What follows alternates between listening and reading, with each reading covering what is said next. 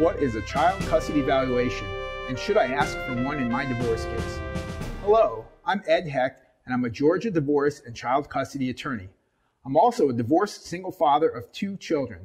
I personally know what it's like to deal with these kinds of family law issues, and I'm passionate about helping others get through them as well. In some of my other videos, I discussed how the courts may use a guardian ad litem or child custody evaluator to assist in making a custody determination.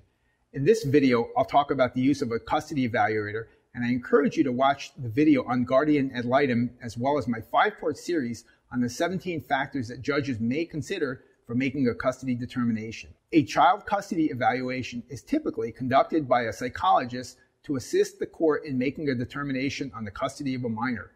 The evaluation usually includes 2 or 3 interviews by the evaluator with each of the parents and may include psychological and personality testing.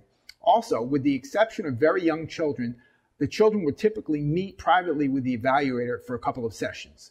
The evaluator will usually visit the home of each of the parents, with the children being in the home, so that the evaluator can observe the interaction between the children and each of their parents in their respective home environments. In cases where the children, or one or both of the parents, have recently participated in counseling, the evaluator may contact the counselor and ask for input from those professionals during his or her investigation. Ultimately, the evaluator will prepare a report, usually in writing.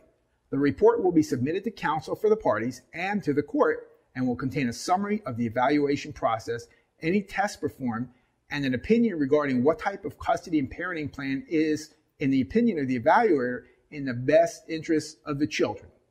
Although the judge may consider the recommendations of the evaluator and may follow those recommendations, in the end, it's the judge who will make the final determination of what custody and parenting plan will be ordered in your case.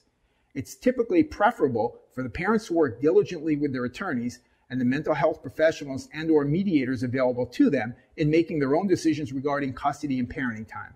Although judges try to develop a comprehensive understanding of the dynamics of your relationship with each other and with your children, it's obviously not easy for anyone to be able to look in from the outside with a limited amount of time and truly know how your family interacts and what will be the optimum resolution of your custody and parenting time disputes.